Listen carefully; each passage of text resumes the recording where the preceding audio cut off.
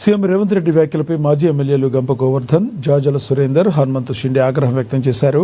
ఖమ్మం సభలో బీఆర్ఎస్ గద్దెలకు కూల్చామన్న రేవంత్ మాటలు ఆయన అసహనానికి నిదర్శనమని వారు మండిపడ్డారు. ముఖ్యమంత్రి హోదాల్లో ఉండి ముఠా మేస్త్రిలా, గల్లీ రౌడీలా మాట్లాడటం సరికాదని హితవు పలికారు. కేసీఆర్ లాంటి గొప్ప నాయకుని విమర్శించే ముందు నోరు అదుపులో పెట్టుకోవాలని చెప్పుకొచ్చారు. ప్రజా వ్యతిరేక పాలన సాగిస్తున్న కాంగ్రెస్కు ప్రజలే బుద్ధి చెప్తారని హెచ్చరించారు.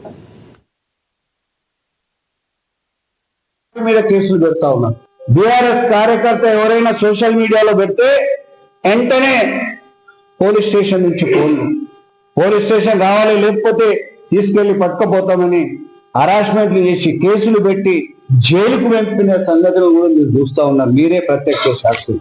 కోర్టుకు పోయి బెయిల్ తీసుకునే పరిస్థితి ఈ రాష్ట్రంలో భయానకమైనటువంటి పరిస్థితిని సృష్టించి ఇవాళ స్వయంగా ఒక ముఖ్యమంత్రి తెలంగాణలో బీఆర్ఎస్ పార్టీ ఉండకూడదు, మొత్తం గద్దెలను గ్రామాలలో కూల్చండి అని చెప్పండి. ఈ రోజే ఎస్పీ గారికి, కామారెడ్డి ఎస్పీ గారికి మేము జిల్లా ప్రెసిడెంట్ ఆధ్వర్యంలో బీఆర్ఎస్ పార్టీ కామారెడ్డి స్థానంలో ఉన్నటువంటి వ్యక్తి మాట్లాడే మాటలు నిజం కరెక్టే, నాది ఆ స్థాయి వ్యక్తికి తగునా అది.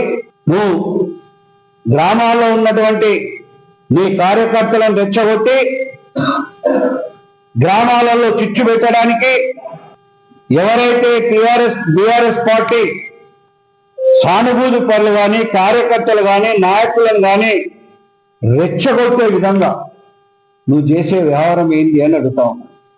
అంటే ఈ రాష్ట్రానికి ముఖ్యమంత్రి నేను ఏది మాట్లాడినా నడుస్తుంది, ఏది చెప్పినా నడుస్తుంది, ప్రతిపక్షం అనేది రాష్ట్రంలో ఉండకూడదు.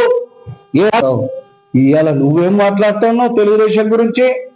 కాంగ్రెస్ లో చేరి తెలుగుదేశానికి ద్రోహం చేసి కాంగ్రెస్ లో చేరి ముఖ్యమంత్రి ఇవాళ నీకు తెలుగుదేశం గురించి ముసలి